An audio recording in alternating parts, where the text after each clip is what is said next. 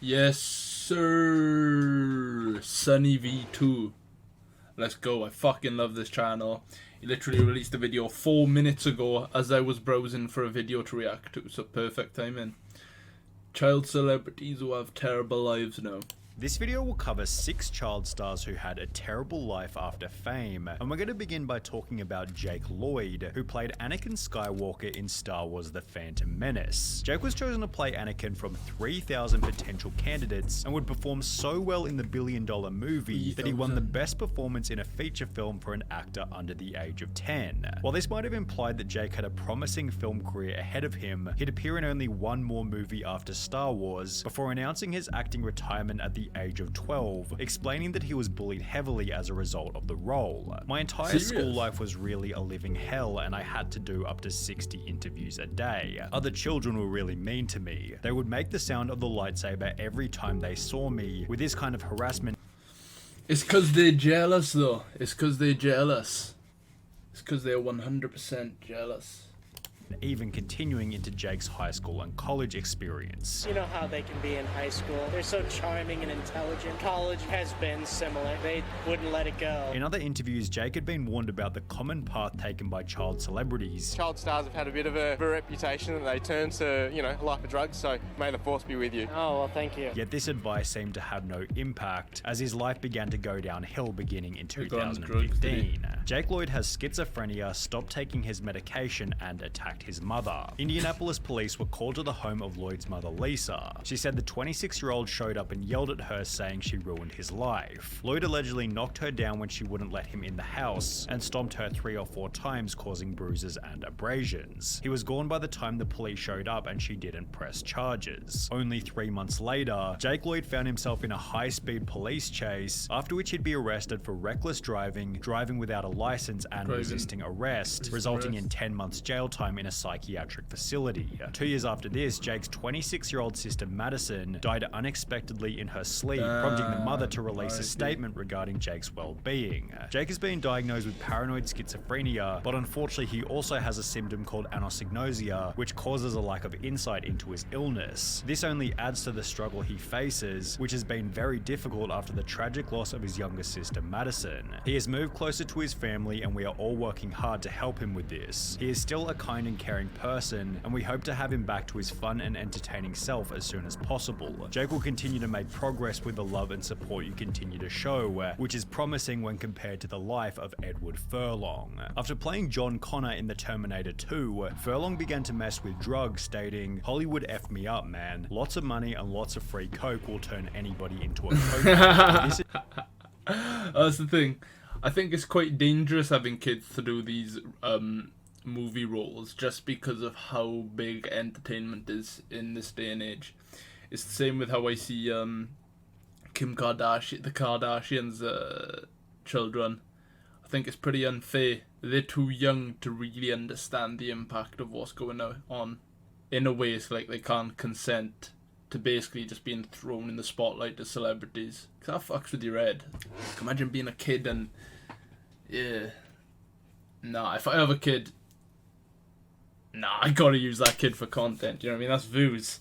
Never mind, I'm going back when I say it. That's views. Addiction resulting in his first arrest. Any girls watching and you want a kid, let me know. Furlong attended rehab as a result of the incident and was able to stay sober for a number of years. However, by 2009, at the age of 32, he was back in the news for punching his girlfriend whilst on drugs. 3 years later, Furlong was arrested again, this time for domestic abuse against his new girlfriend, resulting in a further 6 months in prison, where he'd pick up a meth addiction, although this story actually has somewhat of a happy ending. In July 2022, Furlong announced that he had gotten his teeth fixed, was taking better care of himself, and had been sober for over 4 years. I'm much happier now, man. I mean, it feels so good to at least be doing the best you can. Although this kind of happy ending has been unavailable to Drake Bell, whose life has only gotten worse every single year since he starred in Drake and Josh. In 2014, approximately 7 years after the show came to an People are gonna go crazy at me for this, but I barely watched Drake and Josh. And Drake Bell announced that when I was a kid, the only thing I cared about was like animals and monsters and people fucking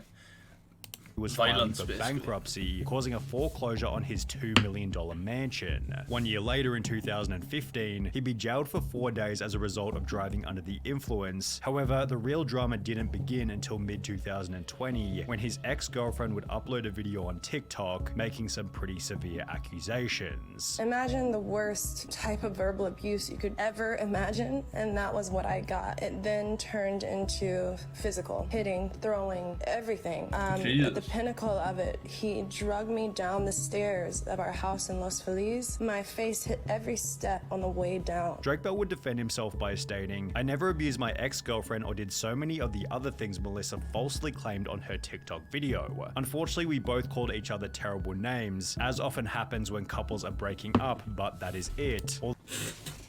See, if these are allegations, which I think they are, and this is the reason why, if I was getting abused, I'm going to the police.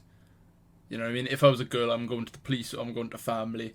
And then girls say, I'm too nervous to go tell people about it because it's embarrassing. But then we'll go ahead and make a TikTok for the public to see, for any person in the world to see.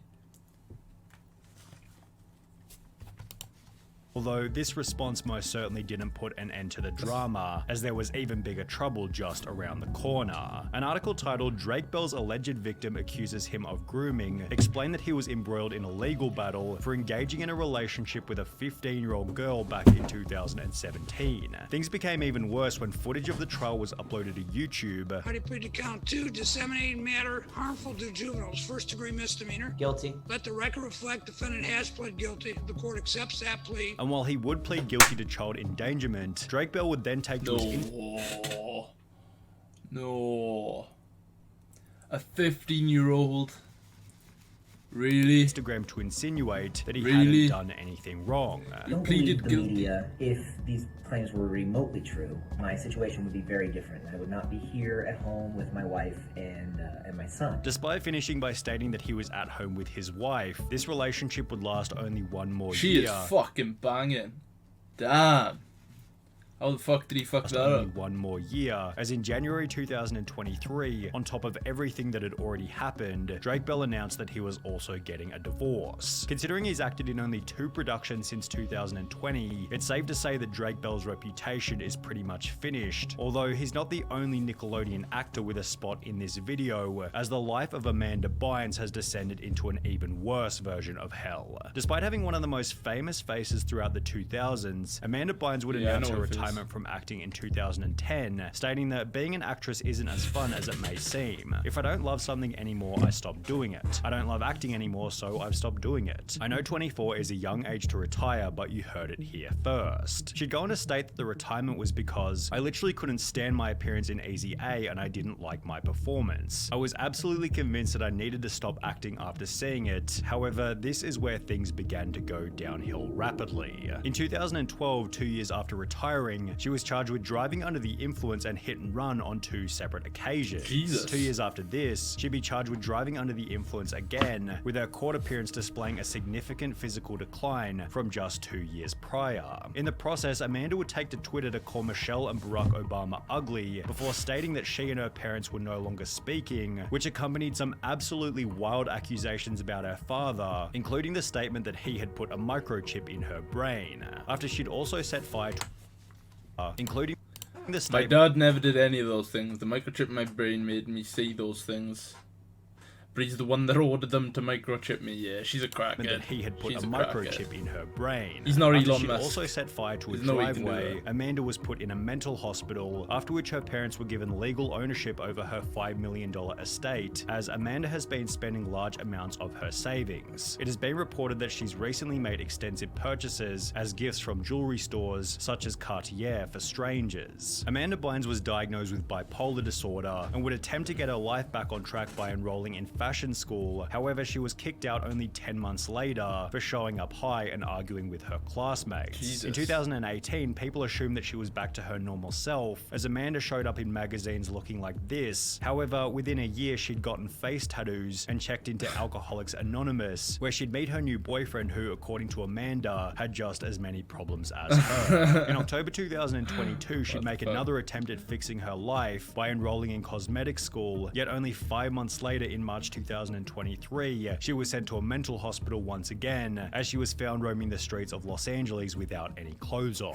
Then there was Orlando Brown, whose role as Eddie Thomas on That's So Raven ended with an equally terrible life. After the show came to an end in 2007, Orlando began to focus on music, during which his life was kept fairly private until he'd enter news I'm telling you now, headlines. we saw this with JC as well. If someone wants to be a musician and an actor, they probably going to become a druggie. From the facts that we've seen, because you've got the rapping side and the music side where they do a bunch of drugs, and then you've got Hollywood where they also do a bunch of drugs, and they were fucking acting from a kid or whatever. So it just shows that if someone's gonna do it, they're gonna become addicted to cocaine, because that's how Hollywood works. Approximately 9 years later. Between February and March 2016, Brown was arrested on 2 separate occasions on charges of domestic violence, obstruction of justice, drug possession with the intent to sell, and possession of contraband in jail. In February 2016, cops claimed he struck his then girlfriend in the parking lot of a police station and was found by officers to be in possession of methamphetamine. Meth. Orlando was given a notice to appear in court, yet he'd instead flee to Las Vegas, where he was caught by bounty hunters. You left California. It's a felony when you flee. I didn't flee. What are you doing here then, brother? You got a warrant for your arrest. After which things only became worse. A video was released of Orlando being kicked out. Sorry for pausing so much, but do you think it'd be that hard to flee the country? If there was a warrant out for your arrest, like, would it be that hard? Depending on who you are, if you're in a celebrity. Like, realistically, you leave your house, you go somewhere where you can't be connected to, and then, like, how are they gonna find you? Wear a hood, wear a hat, don't go to 2 public places. Like, if you just randomly went out to some small town in North Wales, are they really going to find you? Out of a friend's house after lasting I think only I'd get a away week with in it. rehab, which is followed by Now his that I've appearance on got the a warrant Dr. up Phil my show, arrest. during which he'd state that he'd been sober for 4 years, despite clearly being under the influence on the show. I'm 4 years sober for a reason.